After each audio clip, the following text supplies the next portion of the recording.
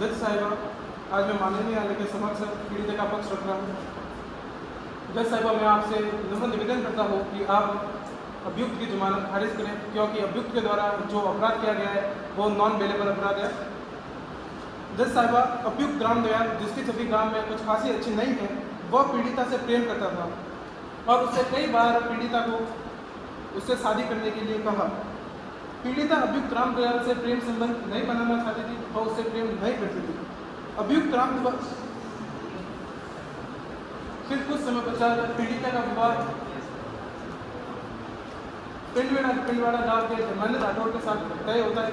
जब रामदयाल को इस बात का पता चलता है तो वो पीड़िता से अत्यंत गुस्सा होता है और एक दिन उसे डरा धमका कर उसे उसके परिवार को जीवन शती की धमकी देकर तथा जहाँ उसकी शादी तय हुई है उस व्यक्ति को तुड़वाने के डर से अपने साथ पुणे कोरेगांव लेके जाता है। पीड़िता एक बच्ची थी, नाबालिग बच्ची है, उसे पता नहीं था, वो डरी और सहमी हुई थी। वो डर के कारण उसके साथ वहाँ गई, पर उसे ये ध्यान नहीं था कि अभियुक्त रामदयाल उसके साथ वहाँ जाकर कितना भाव है कुकर्म करने वाला है। वो पुणे कोरेगांव गए, वहाँ पर उन्होंने कोरेगांव में एक ठेकेदार के यहाँ रूम किराए पर लिया और अभियुक्त के द्वारा दिन रात पीड़िता के साथ 3 से 4 दिन ब्रूटल रेप किया गया और उससे बलात्कार करते हुए उससे कहता रहा कि अब वो उसकी पत्नी बन गई है। पीड़िता ने स्पष्ट रूप से अपने इस बयान में इस बात को जिक्र किया है। फिर उसे आबू रोड बस स्टैंड पर छोड़ दिया और उसे जान से मारने की धमकी दी कि अगर उसने थाने में उसके विरुद्ध शिकायत दर्ज की। पीड़िता घर गई, अपने पिता को इस मामले के बारे में जानकारी दी और धमकी के बावजूद थाने जाकर उन्होंने रामदयाल के विरुद्ध शिकायत दर्ज करवाई। आपको जैसा कि चार्जशीट में दिया गया है कि पुत्री के पिता ने पुत्री के गुमशुदगी की रिपोर्ट लिखवाई। पुत्री के पिता के संज्ञान में नहीं था कि पुत्री कहाँ है और किसके साथ है। इसलिए मैं न्यायालय से निवेदन करता हूँ कि अभियुक्त रामदयाल को जमानत न दी जाए।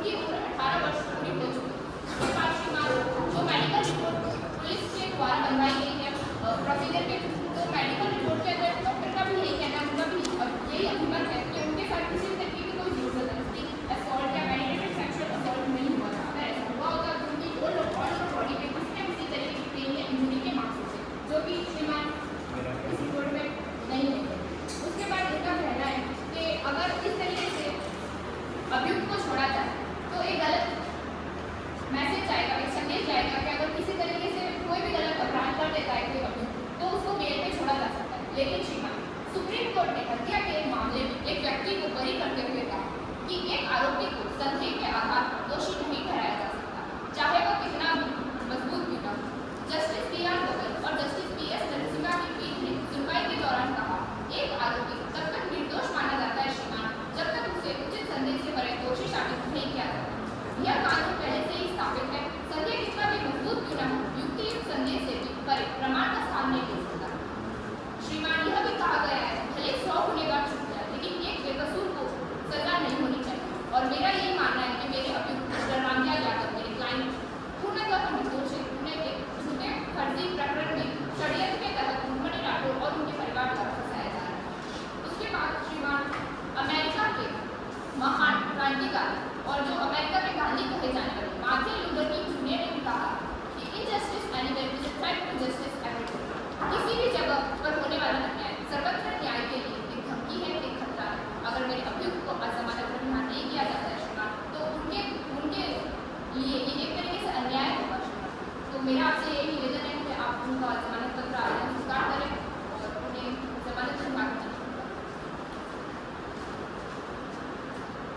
जज साहिबा, अभियुक्त पक्ष की अधिवक्ता मिस प्रज्ञा का कहना है कि पीड़िता स्वसम्मति से अभियुक्त के साथ कोड़े गई।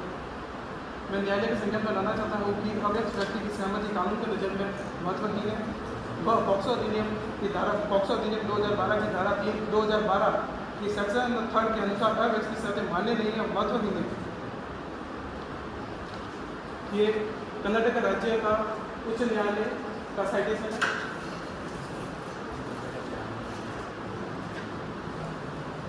इसमें न्यायालय ने निर्णय दिया इसके फैक्ट देखते हुए कि जो पीड़िता थी वो अभियुक्त के साथ प्रेम संबंध में थी और उसने स्वसहमति से अभियुक्त के साथ फिजिकल रिलेशन स्टैब्लिश किए, लेकिन उच्च न्यायालय ने इस राउंड पर अभियुक्त की बेल को खारिज कर दिया कि पॉक्सो अधिनियम को बनाने का उद्देश्य स्पष्ट था कि बच्चों को सेक्सुअल असॉल्ट, सेक्सुअल हरासमेंट व पोर्नोग्राफी से बचाया जाए। तो आप इसका पेज नंबर 17-25 पैरा देख सकते हैं। एंड पैरा 26 पॉक्सो की धारा 3 में अपराध होने पर यह स्पष्ट किया गया है कि चाइल्ड की consent, child can not be a consenting party. आप ध्यान दें, पेज नंबर 21 में माननीय न्यायालय ने बताया कि पेज नंबर 21 पैरा 79.2 इसमें बताया है कि सहमति से संभोग की उम्र 18 वर्ष है, इसलिए किसी भी परिस्थिति में 18 वर्ष से कम की आयु का बच्चा संभोग के लिए सहमति व्यक्त नहीं कर सकता। वह किसी कानून द्वारा सहमति की उम्र विशेष रूप से कम नहीं गई है। और पेज नंबर 22 पे आप देख सकते हैं कि पैरा सेकंड इसमें जज साहब बताया गया है कि पॉक्सो अधिनियम की धारा 2D के अंतर्गत यह स्पष्ट किया गया है कि माइनर फिजिकल रिलेशन स्टैब्लिश करने तब बनाने के लिए एलिजिबल नहीं है। अगर कोई व्यक्ति किसी चाइल्ड के साथ फिजिकल रिलेशन स्टैब्लिश करता है तो वो पॉक्सो अधिनियम की धारा 4 के अंदर 4 के अंतर्गत दंडनीय है। श्रीमान, यह एक सीरियस नॉन कंफर्टेबल ऑफेंस है जो सोसाइटी पर बुरा इम्पैक्ट डालता है। न्यायालय ये सुनिश्चित करे कि अपराधी को कड़ा दंड देकर पीड़िता को न्याय प्रदान करे। श्रीमान, मिस प्रज्ञा ने कहा कि विक्टिम की मेडिकल रिपोर्ट में किसी भी प्रकार के साक्ष्य नहीं मिले। मैं दिल्ली हाई कोर्ट का विजय बनाम यूनियन टेरिटरी ऑफ दिल्ली में साइटेशन पेश करता हूँ। इस निर्णय में इस बात में माननीय न्यायाधीश ने निर्णय दिया और इस बात के तथ्य इस प्रकार है कि अपराधी अभियुक्त ने बालिका के साथ यौन संबंध स्थापित किए और जब इसके साथ वो अपराध घटना घटित हुई उसके 20 घंटों के अंदर ही उसकी FSL report, forensic science laboratory report निकाली गई, लेकिन एफएसएल रिपोर्ट पॉजिटिव नहीं आई। आप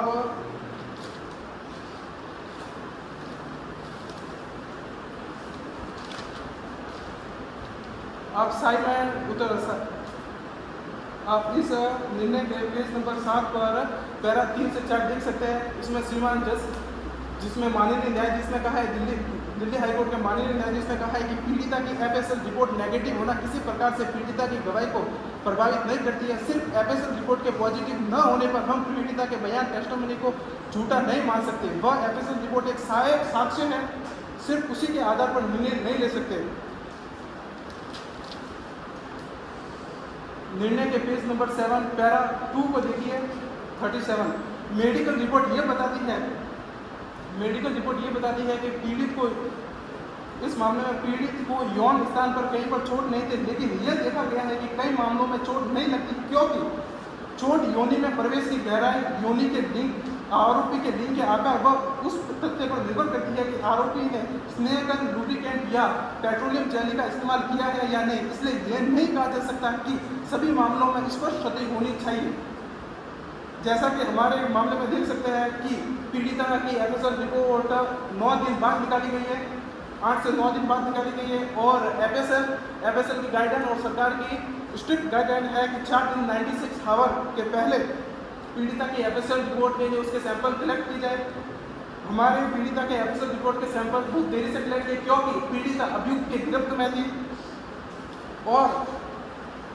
में थी विभिन्न शोध व रिसर्च में वह एफएसएल गाइडलाइन के अनुसार व्यक्ति का सीमन वुमेन्स वर्जाइना में 5 दिन तक ही लाइफ रहता है, उसके बाद वो डेड हो जाता है।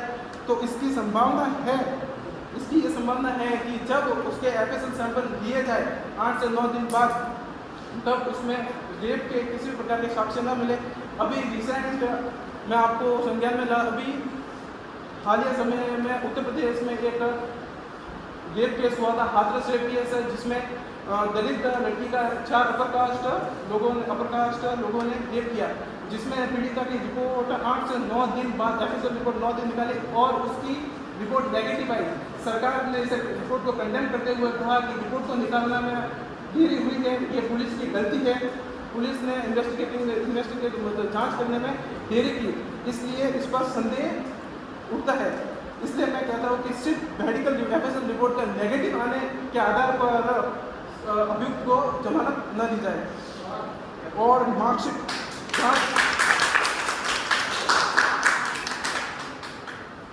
मिस प्रज्ञा मारू ने कहा कि मार्कशीट एक साक्ष्य का विषय है और मार्कशीट को एक सिर्फ अभियुक्त फरियादी की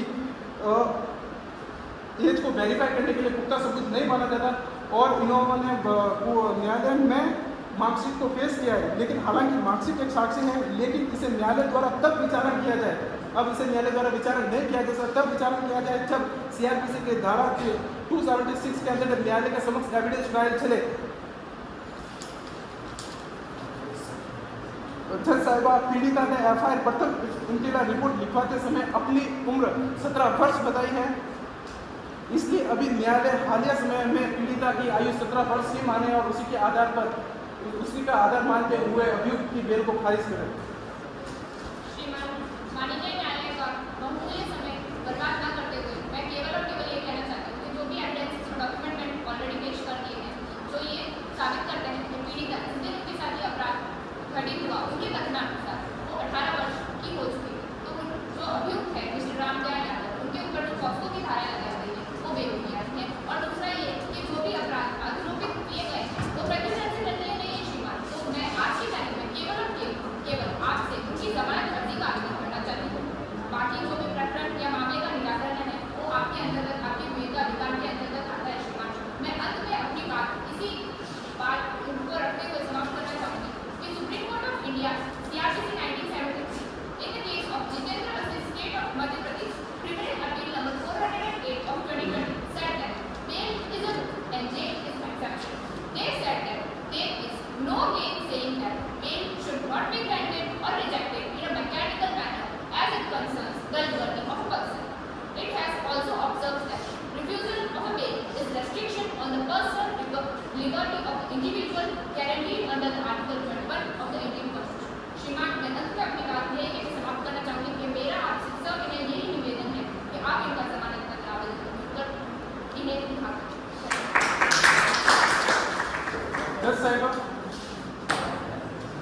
अभियुक्त रामदयाल जो पीड़िता के माता पिता, उनके गार्डियन को इत्तला किए बिना अपने साथ कोरेगा देते गए, जिसके तहत उस पर आईपीसी की धारा 363 अपहरण का केस लगा, क्योंकि सहसहमति वॉइड है। 366 विवाह करने की धारा लगी जबरदस्ती। जब वो उसका बलात्कार करता रहा तब वो उसे कहता रहा कि अब वो उसकी पत्नी बन गई है, इसलिए उस पर आईपीसी की धारा 366 लगी।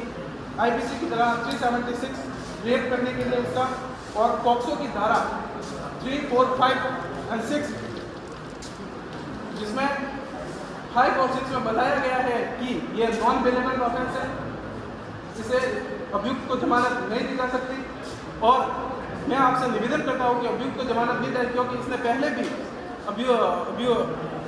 पीड़िता को जान से मारने की धमकी दी है। अगर अभियुक्त को जमानत दे दी गई तो वो इन्वेस्टिगेशन को प्रभावित, जांच प्रक्रिया को प्रभावित कर सकता है।